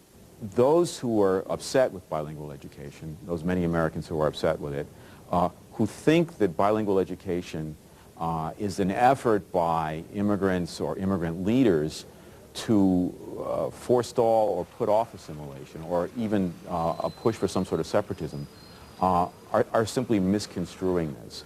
Immigrant parents want their children to become part of American society, want them to learn English. It's a question of how they go about it and what kind of help they get. Gentlemen, thank you so much for joining us on Think Tank. Mark Lopez, let's begin with you and we'll go around the room quickly. What is the status of the language tension in Southern California today? Well, there is a large number of students in Los Angeles County and in Los Angeles schools who do not speak English, and that number continues to grow. So clearly these students are going to need some sort of assistance, and they speak many languages, upwards of 50, 60 languages in Los Angeles Unified alone, and that's a tremendous task that needs to be addressed, a tremendous service that needs to be offered. Steve? The situation now, it's very difficult to know what the situation now is. We have a large population of limited English proficient children. It's not getting any less. It'll probably continue to grow. It's difficult to say what the impact has been of the changes of the laws because we haven't had controlled studies to show it. Nevertheless, my impression is that with Sat-9 testing, et cetera, with what testing? The Stanford testing that has gone on through the state, that it is not the case that Proposition 227 has helped anyone. I still am a believer in bilingual education. We're going to come to that. Where are we just generally, Ron? Well, I think in general, we're where we've always been, and that the vast majority of Americans want children who don't know English to be taught English in school. The vast majority of those children's parents, their immigrant parents, want them taught English. The difference now in California is that they are being taught English, where before they weren't. Mark, maybe you can just give us a fill on some background, and please, both of you, feel free to join in. Let's just do some history. Sure. Well, bilingual education has been around in the United States since about 1968. The federal government provided some sort of assistance, federal money assistance, for programs, but various states followed course through the course of the 70s. California in particular passed a law, I believe it was in 1976, that required school districts to provide bilingual education assistance for students who are non-English speaking. Subsequently, that particular program has existed in California for quite some time up until just recently, where in 1998 voters in California passed Proposition 227. And what did that require of the schools to do for the students? If a child didn't speak English, what happened in a bilingual class?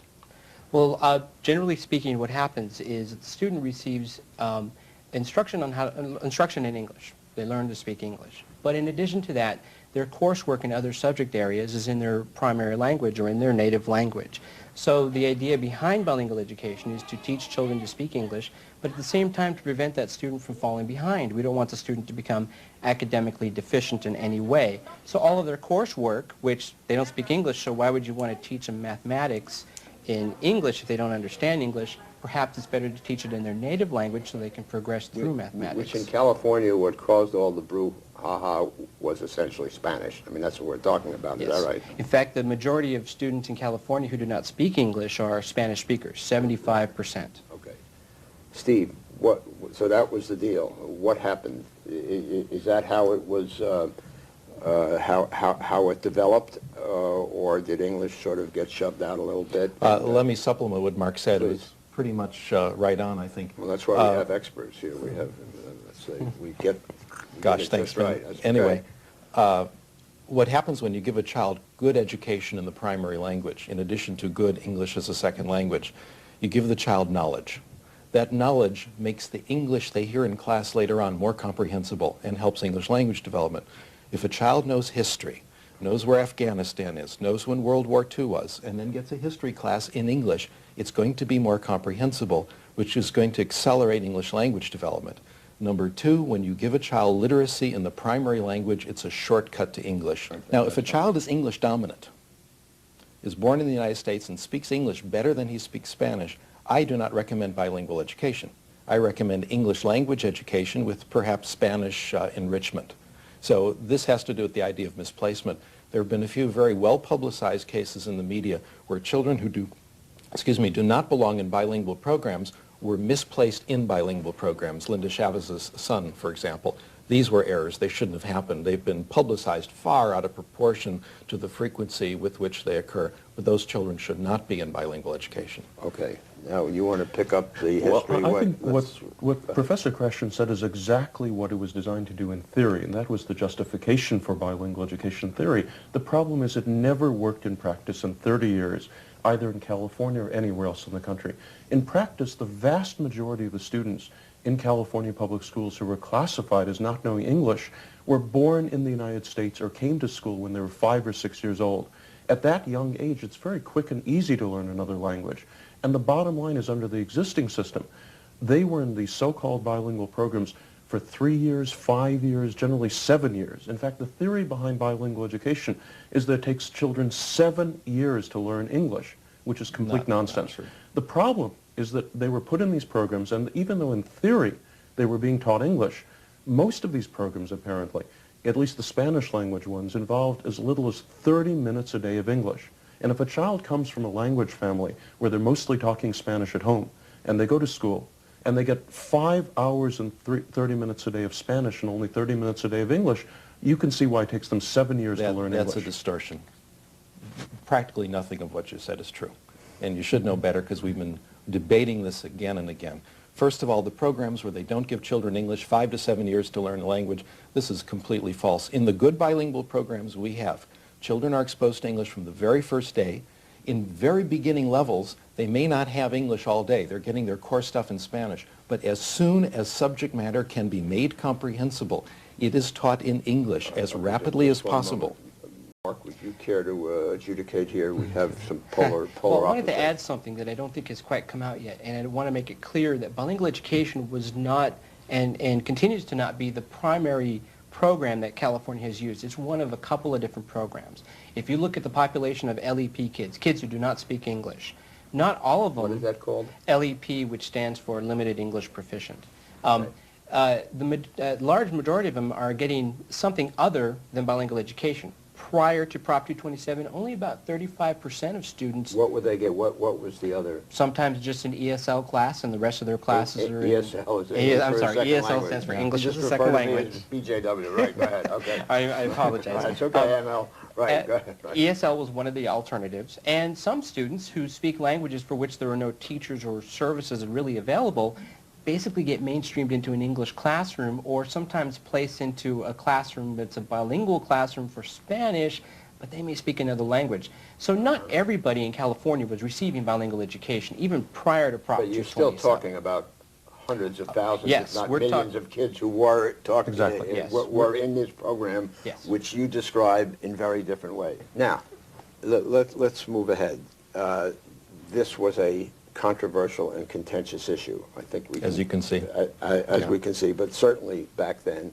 And normally on Think Tank we have scholarly observers. Here we have a participant. I guess you've both been participants, actually, but Ron Unz played a lead role in the middle of this controversy to bringing a uniquely California referendum, which was called Proposition 227, and give us the short form of what happened, and we'll see if your opposite number here, if you can phrase it in a way that your opposite number would agree with that. I don't think you will. But just right. a bit of the history. I've been always very skeptical of bilingual education. My mother was born in Los Angeles but didn't grow up speaking any English.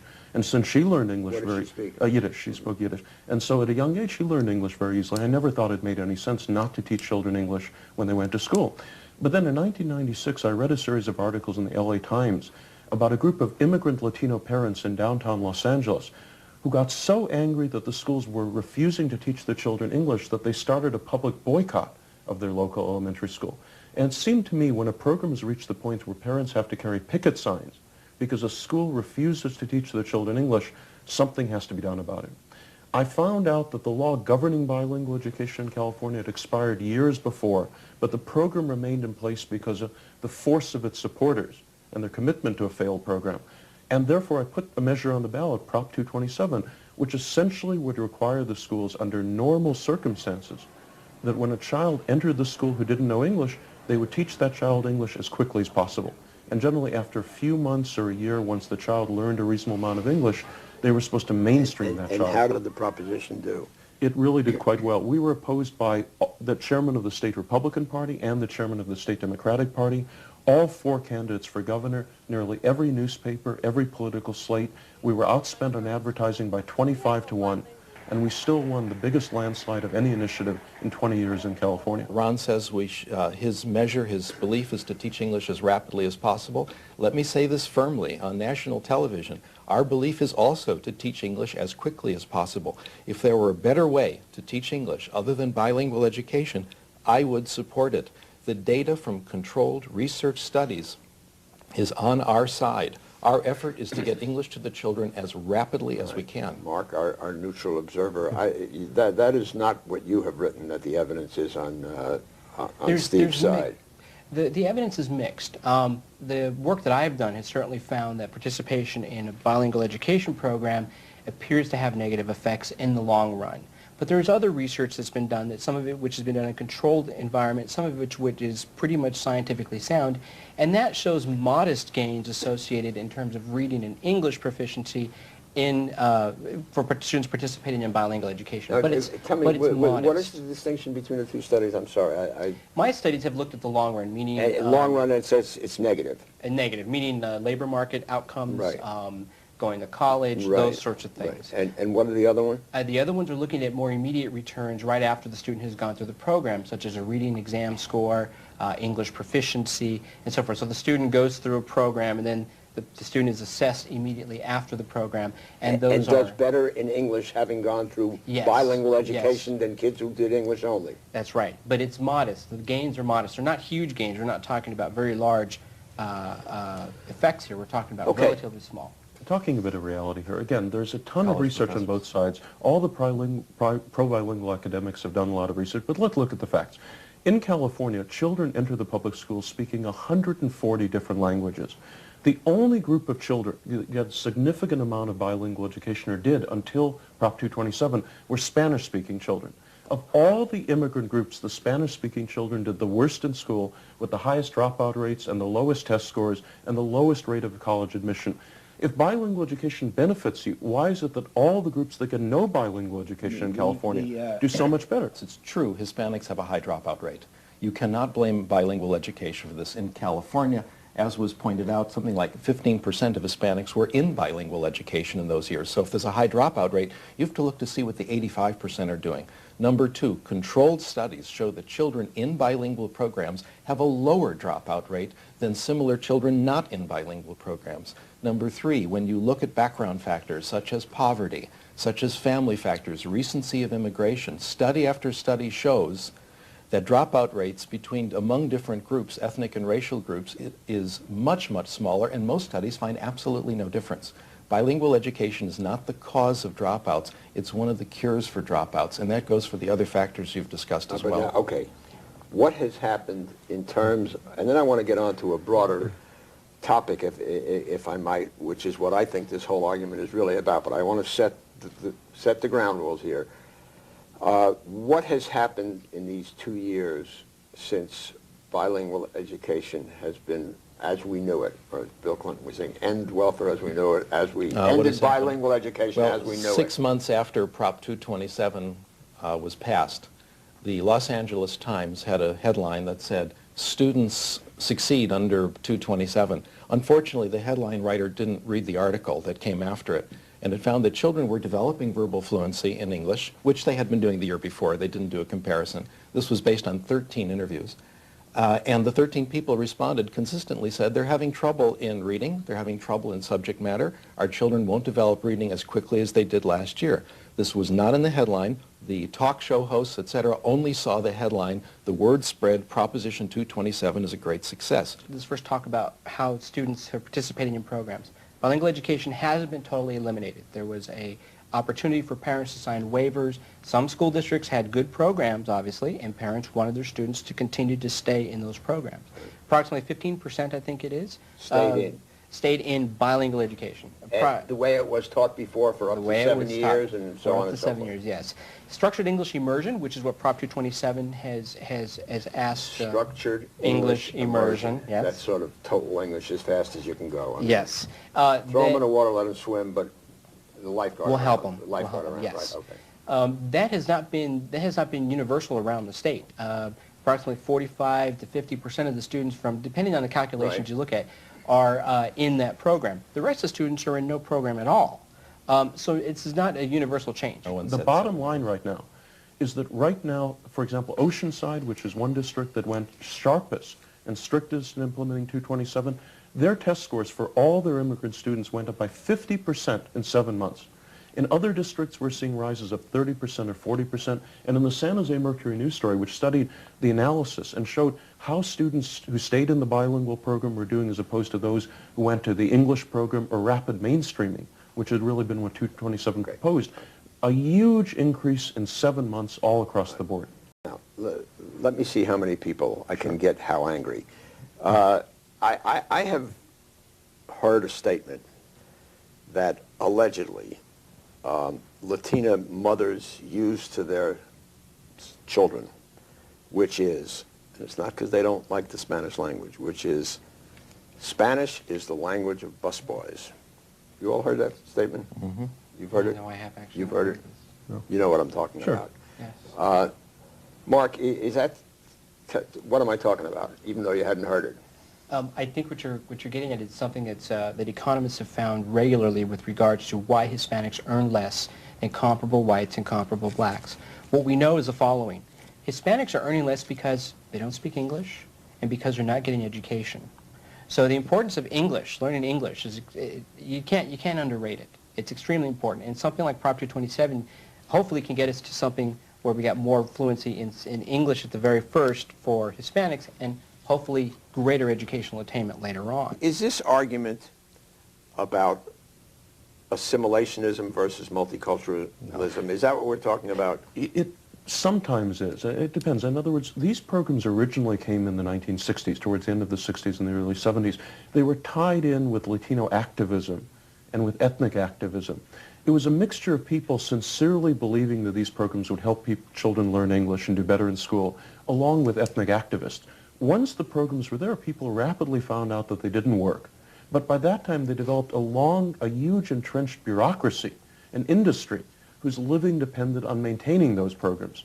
There are far fewer ethnic activists around today than there were in the 60s. In other words, most Latino politicians want Latino children to learn English. Well, then are you beating a dead horse?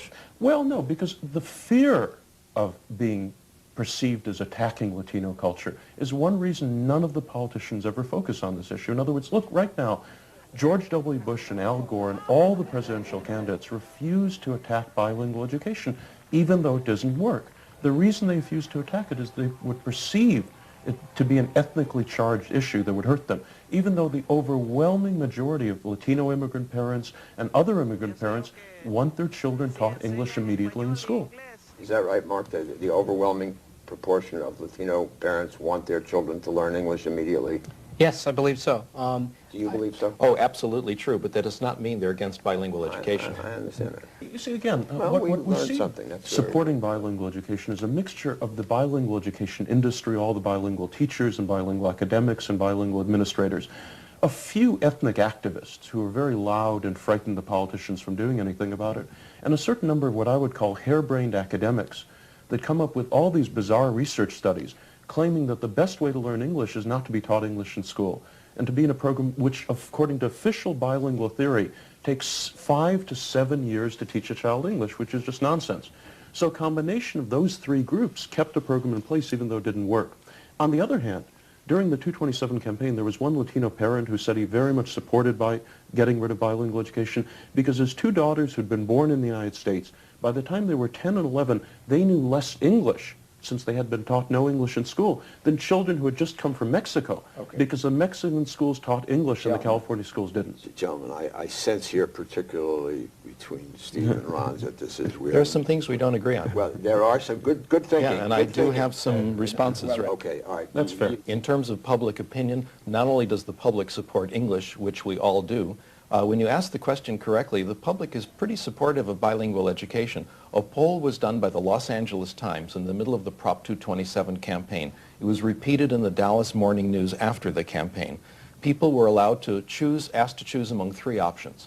Do you want full bilingual education as long as teachers and parents think it's a good idea? Would you like use of the first language for a year or more? That's bilingual ed light, or all English. Both polls, it was 1/3, 1/3, 1/3.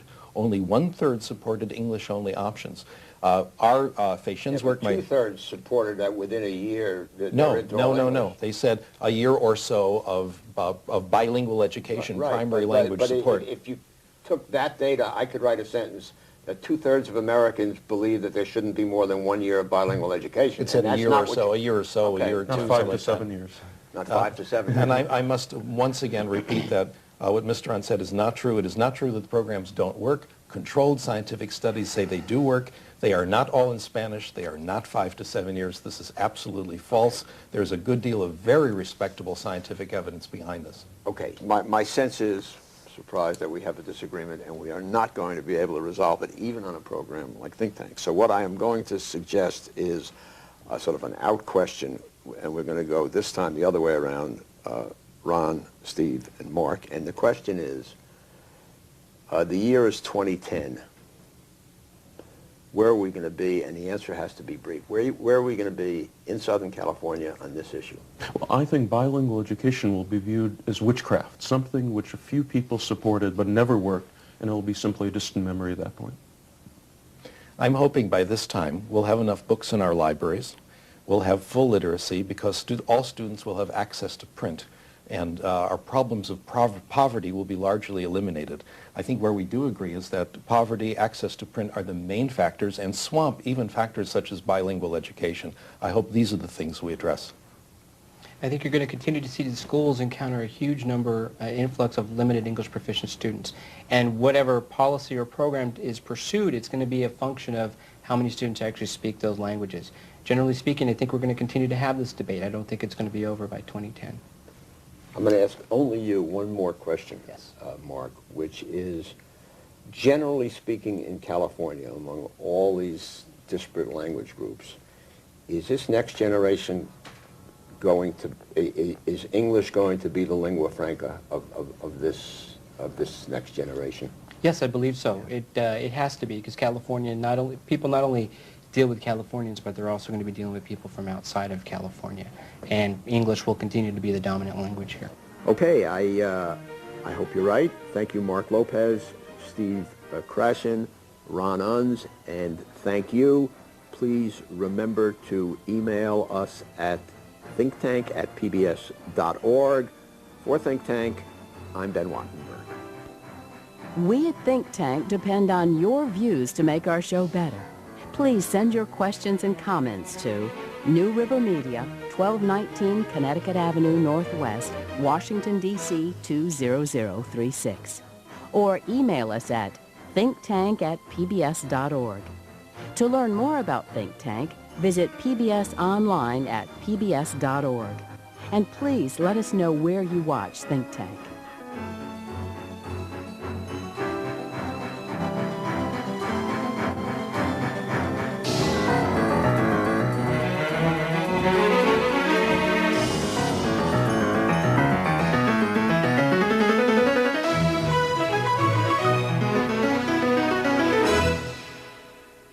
This has been a production of BJW Incorporated, in association with New River Media, which are solely responsible for its content. Funding for Think Tank is provided by the John M. Olin Foundation, the Lynd and Harry Bradley Foundation, and the Smith Richardson Foundation. This is PBS.